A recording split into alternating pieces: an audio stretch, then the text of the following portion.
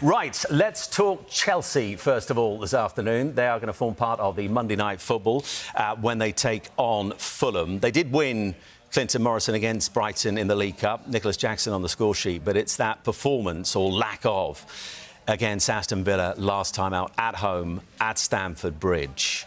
I mean, I read something this morning from Mauricio Pochettino. Reportedly, he's told the Chelsea hierarchy that he needs a greater say in player recruitment and is already planning to strengthen in January. When you've spent already $1 billion, you wonder where exactly they're going to strengthen.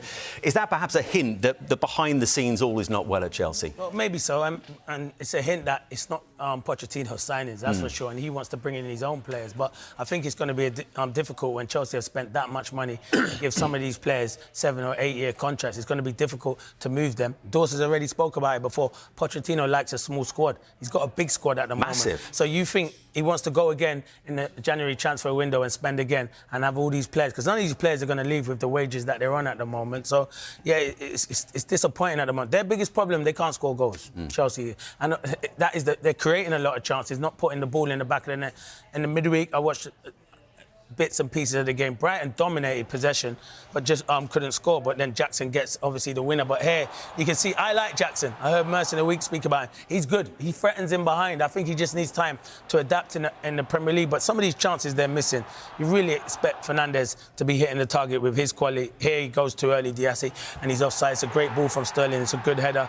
Goes way too early. But when you're in the Premier League and you're creating this much chances, side, you have to be ruthless. And you're playing for Chelsea Football Club. These fans expect. Chelsea fans do expect. And their record in front of goal, Paul Merson, in this year alone, they've failed to score 13 times. That's more than any other team. Why are they lacking this confidence in the crucial areas? Well, they haven't got a natural goal scorer. They haven't got a goal scorer who naturally puts the ball in and out. I think Boyd and Clinton would probably be better off telling you about that more than me. But they haven't got that player that's going to hit the post, come back and they're just going to tap it in. They're never in the 6-yard box. It's Sterling's just gone through there and he's got nothing go in the middle. Really, the centre-forward should be there just for him to roll that. They haven't got an out-and-out centre-forward and they're struggling. From box to box, they're all right. They're all right. I wouldn't say they're great, but they're all right. They're making chances. The hardest thing in football is to score goals. That's why they get the top dollar, the centre-forwards, because you've got to put the ball in the back of the net. Someone's going to be on the end of one soon. I don't know when, but they are going to put 3 or 4 or 5 past someone soon. But at the moment, if they've got to get a result against Fulham and Burnley, because after that they play all the big boys. And if you go into them games not being able to beat Fulham and Burnley, they're going to... You think the big games would actually suit them? If they win these 2 games. If they don't win these 2 games, then they're going to be the confidence is going to be shot. You know, and you're playing against better quality of player. And if you're not beating the teams that haven't got the quality of player, you know, that's going to be a problem. You know what the luck's like. Jackson goes and scores in midweek, lively. Now he's suspended, so he can't play on Monday. So, you know, all of a sudden now Bozier was back the other day. Hopefully he might start up front. I think he will start up front on Monday. How does he solve, Chris, this goal-scoring problem? Oh, it's not easy. I mean, I think every manager would...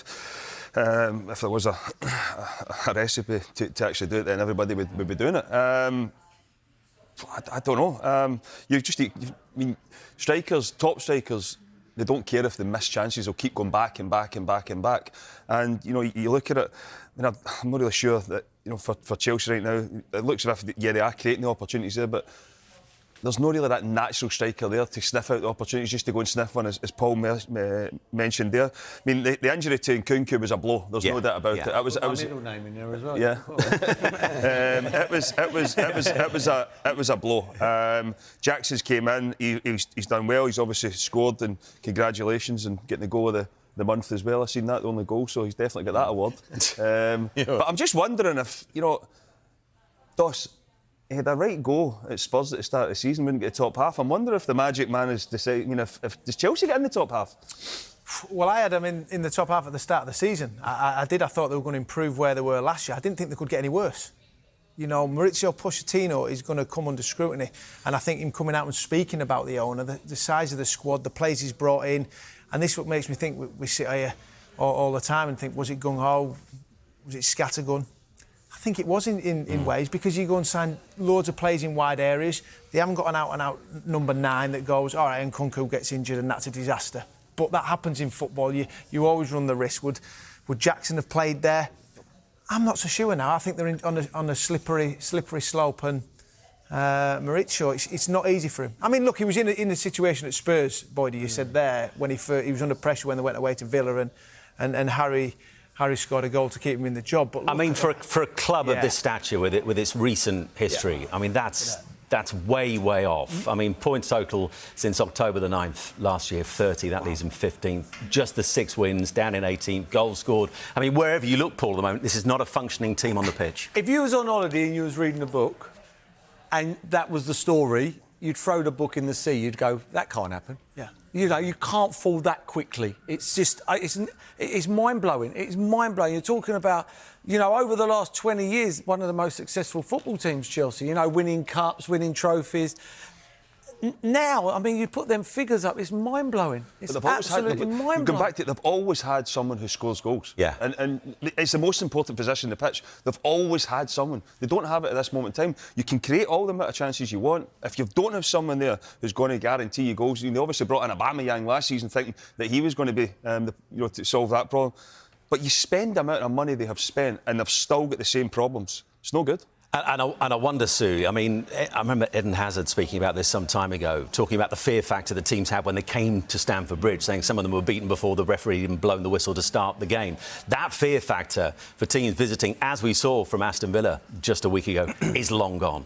It is, and that's what they need to get back, and it's trying to get any sort of positives at the moment. And obviously the win midweek in the Cup, you just think, will they take a little bit of confidence from that and keep going back to patience, don't we, and giving them time, because they have brought in a lot of players have gone out. So they're young players, they've got lots of potential, they're not quite where they need to be at this moment in time, but you just think, given time, will that happen? They've got so many injuries to key players. You look at Reece James, the assist that he provides. When he's in the team, Chelsea are a better side. You mentioned Nkunku, and he was brilliant in pre-season. You know, Chilwell's out now. Chilwell's out as well. So they have been unfortunate in things like that. And the fact that they are creating the opportunities, you just think Jackson got that one. It's unfortunate that he can't then play. But it's a difficult situation because I think expectation goes up straight away when you spend so much. I think Merson touched on it, that Chelsea were there for 20 years, but you look at the players they had.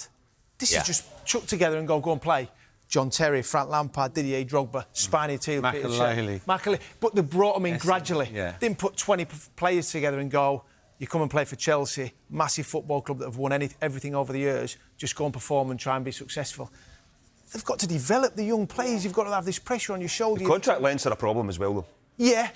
Yeah. They're a problem. You need senior players in there, though, Boyd. What I'm trying to say is you need people who know the football club, know the Premier League, that will guide the players that have come in to say, this is what you've got to do. But what's that? Silver will play on Monday, and he's, 37, 38, still a Rolls Royce, still, for me, one of their best players. If he didn't play in that game, with Chilwell out now, James. And Sterling would be the oldest player at 28, and then everybody else is 22, 21, 20.